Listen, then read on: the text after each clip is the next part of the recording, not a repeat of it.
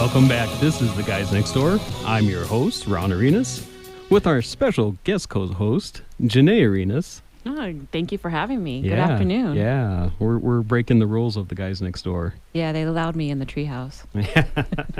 The coolest couple in Tucson, what I like to say. Well, thank you. And that voice that you hear on the other end of the microphone, that's Scott Tilley from Track Ranch. Hey, everybody. Hey, how you doing, Scott? I'm doing great. Good, good. Can you bring the microphone a little bit up to you? Sure. Yeah, there you go. All right, fantastic. So, tell us about Track Ranch. What is Track Ranch? Track Ranch stands for Therapeutic Ranch for Animals and Kids. We're a local nonprofit. We've been impacting the Tucson community for about 17 years. Our mission is to strengthen kids and community through our animal interactions. But we literally have a program for everyone, from your 18-month-old to our seniors. So just because we have kids in our program doesn't mean that we don't deal with adults. Our ambassador program is kind of a really cool program where you might have a young lady who may have lost her father the year before. They'll come in and learn about the animals. She'll become a handler. And then we go out to assisted living homes and memory care facilities where she'll be able to give back and be a part of that growing process in helping herself be part of the community. And then on the flip side of that, our memory care clients, I really see a great improvement with them where they have an activity where they can get out, get around the animals. And the cool thing about the memory care is a lot of these elders that are in these care facilities have grown up in the ranch type setting, so they have many stories to tell. So I kind of get jabbed by the elbow by the caregivers saying, hey, what did you give him? What's in the Kool-Aid? And really it's just that animal interaction.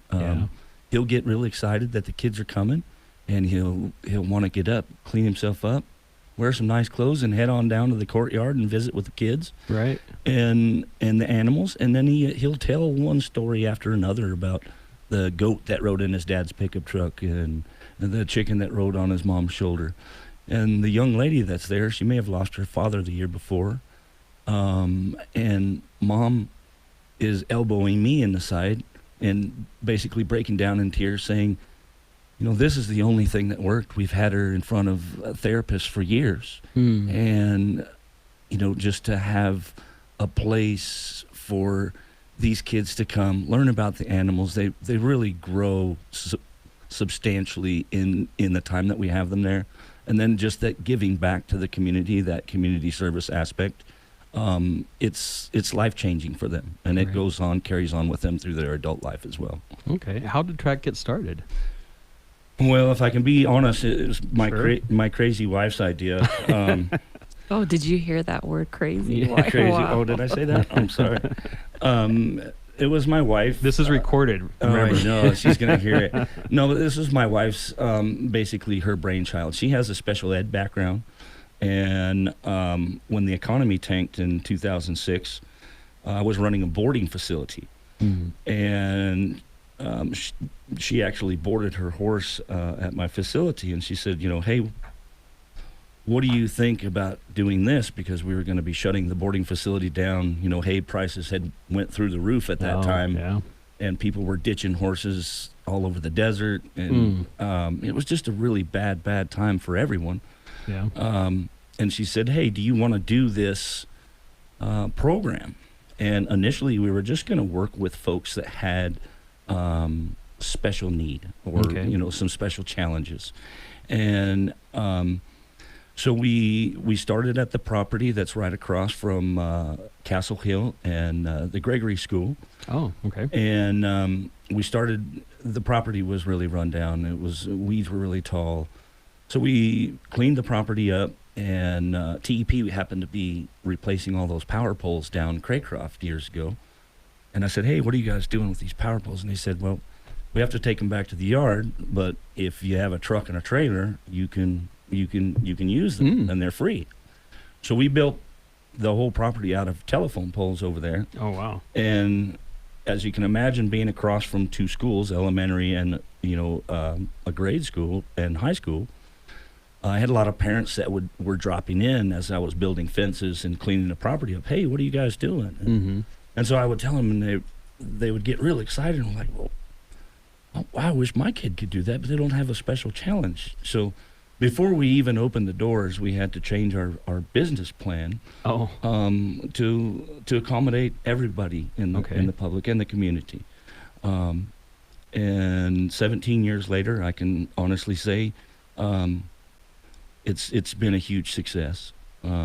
We still continue to grow, and the fingers that we have out in the community, we collaborate with a lot of other nonprofits in town, from children's groups to behavioral health groups to the assisted living home to our veterans. Awesome. And some of the services that you offer, I know that you offer writing lessons. Yes, we do offer writing lessons. That's one of our fee-for-service programs. We do have a few fee-for-service programs. Our writing lessons, birthday parties, a little Buckaroos program, which is a hand-led horse ride for those children that are under 8 years old. But we also offer animal-assisted life skills, equine-assisted learning, and these are more of our therapeutic programs. Okay. And those we have scholarships for. We also do camps where we get a lot of inner city kids from different organizations.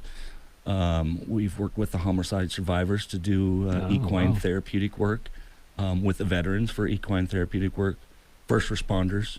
When COVID happened, a lot of the mental health programs basically went to telemed. Right. So it really just upended those programs for us. Yeah, you didn't have that hands-on. Well, people were, seeing their therapist at home, On Zoom. from the comforts of their home. Yeah. And I think still for a lot of people that is better for them in a lot of ways. But I'm starting to see those things are starting to come back, where I'm starting to hear from the veterans that they want to do some groups and some different children's groups that are starting to come to the ranch. So things are starting to open up that way. I don't know that world is ever going to change, because I think a lot of people, if they have a real problem, they're a lot more comfortable talking to you from their own couch than to go see someone in a brick and mortar. Yeah. But what I seen at the ranch with the kids and the society that we mainly deal with is that they get outside, they're around the animals, they're doing some ranch chores or brushing an animal or whatever. They'll talk with you a lot more freely than they would if you were sitting in an office type setting. Yeah. And sometimes you really don't even have to lead the conversation. They lead it for themselves. And I think really the cool thing about us is we guide our clients, but it's their picture to paint. We want them to come to their own solution as to their therapeutic reason why they're there, or why they're there in the first place. If it's just a matter of getting a horseback ride, or if you're bringing your grandchild to ride a horse for the first time, or to collect eggs, or to hold a rabbit. So I think the real thing that I like to toot our horn about is we call this our track magic. And really, once you get to the ranch, that's when the magic really happens. Yeah. Scott, you were to circle back on the senior care, or the senior, I would maybe call it quote unquote therapy. What are the benefits, or what kind of program do you offer for seniors, in the sense of, is it more like working with the animals, or what does that program look like? So basically our senior program, it would be, it would just depend on each client. We kind of cater a program specific for each individual, because no two people are the same. And it would really just be a matter of what your goals are, goals are, or your family's goals are.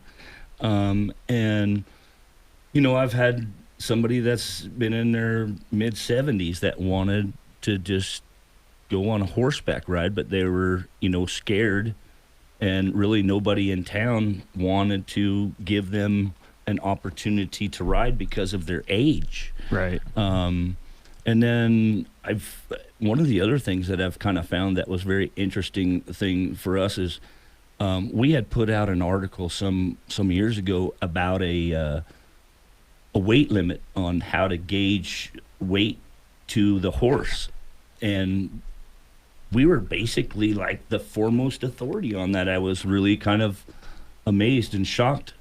But the older generation, I think a lot of times they just want to be around the kids. And so when we take the kids to those assisted living homes and stuff, Just the interaction. the that, interaction like, with just the stimulates kids them. and with the animals, because a lot of times, Scott, you know- we're running out of time. How do people get a hold of you? you can call us at 520-298-9808, or you can go to our website. It's Track Tucson. That's TRAK Tucson.org. Well, thank you for coming on with us. It's always a pleasure. All right, thank you, Ron. All right. Appreciate it. Thank you.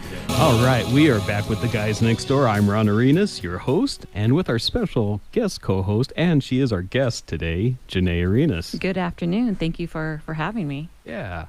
So you are the chair board the chair board, or I'm the chair to the Pima County Small Business Commission. Thank you.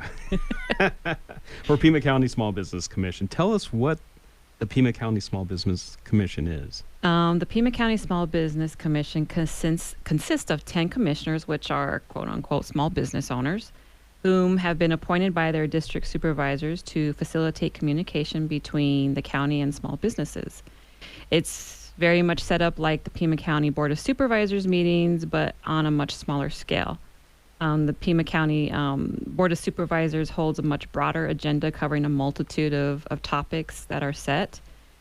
And whereas the Small Business Commission does follow an agenda, but primarily focuses on small businesses. So if you have an issue that you see affecting small businesses or perhaps affecting your business alone, that would be the ideal resource to use to convey your concerns. Okay. So if the issue is something the commission feels deemed to explore or to investigate, it makes sense to dive into solutions. We will then take that initiative to present it to the Board of Supervisors. Aha. Okay. And each one of you that's on the board is you report to your Board of Supervisor, right? We communicate, ideally we're supposed to communicate with the Board of Supervisors on a consistent basis. However, we do report to the Pima County Development Office. Ah, okay. Right. And They oversee that? They oversee it, and that's where Heath Viscovi is the director. Okay. And so what's the overall purpose of this? Our purpose is to advocate for small business within Pima County by means of current or proposed policies affecting small business. So, for example, the homelessness and panhandling issues that we have seen an increase in, it was the commission that came up with a no panhandling signs that went up across the county. That's just one example. Okay. Well, and piggyback on that question, can you dive in a little bit deeper and share with us what a meeting consists of? Sure. So the meetings are held every third Thursday of the month, either physically downtown, you're welcome to join us, or online. We typically hold those meetings from 3 to 5. And as mentioned prior, we follow an agenda based on any updates the commission is consistently staying on top of. For example, the business assistance programs in the region. We also focus and plan with Pima County to reduce negative impacts on businesses such as crime and drug users, especially versus the city. The homeless situation has negatively impacted many businesses, and as a result, we consistently have updates on the Transition Center and other programs. Okay. Well, how did you get into this commission? That actually kind of fell into our laps. We were introduced to the idea by Audra Winters. Oh. She was at the time the president to the Marana Chamber. Right. And just to share, our story, of course, she did, I believe she talked to you, at first about this opportunity. And when we looked into it, we didn't know too much about the commission at the time. And Yeah, honestly, I had never heard of it No. before that. Right, you're right. It's something that hadn't been talked about or heard of, back in the day. And this was about 3 years ago. Okay. So I then met up with Supervisor Rex Scott to go more in depth about that. And along with Callie Maslin, who is the coordinator to the Pima County Economic Development Office, to which I had just told you that's who we work under. Mm-hmm. And we went in depth as to what it was going to look like if I were to sit as chair on this commission and what we're going to focus on. Ah, very good. And like you said, they consist mostly of small business owners. Absolutely. There is one individual on the commission that she is hired through JobPath, but I mean, what small business can't use JobPath? Yeah. Yeah, very well. Very good. So what would you convey to entrepreneurs who want to start a business in Pima County? Well, as you and I both know, it's no small feat.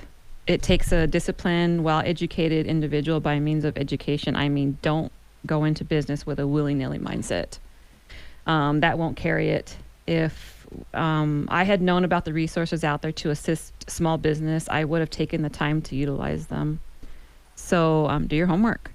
Do nothing in haste, and lastly, get comfortable by being uncomfortable. I mean, we say that to our staff, as you know, Yeah. all the time. Running a small business is never a dull moment, nor will it sustain success without you coming out of your comfort zone. Very good. And you said that there is some assistance through the county? There are programs that have partnered with the Pima County Small Business Commission, and you will find those programs listed under Small Business Assistance on the website.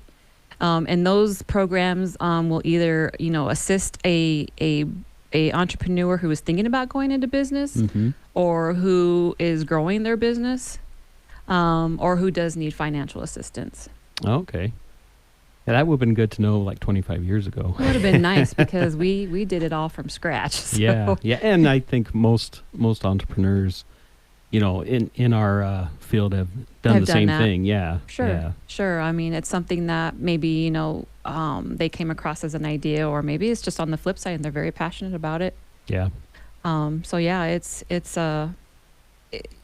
we talk about, the Bible of the profit and loss, statement, of a business. And that really is your go-to as far as how well your business is doing. Right. It's a report card or Absolutely. a health check if you want. Right.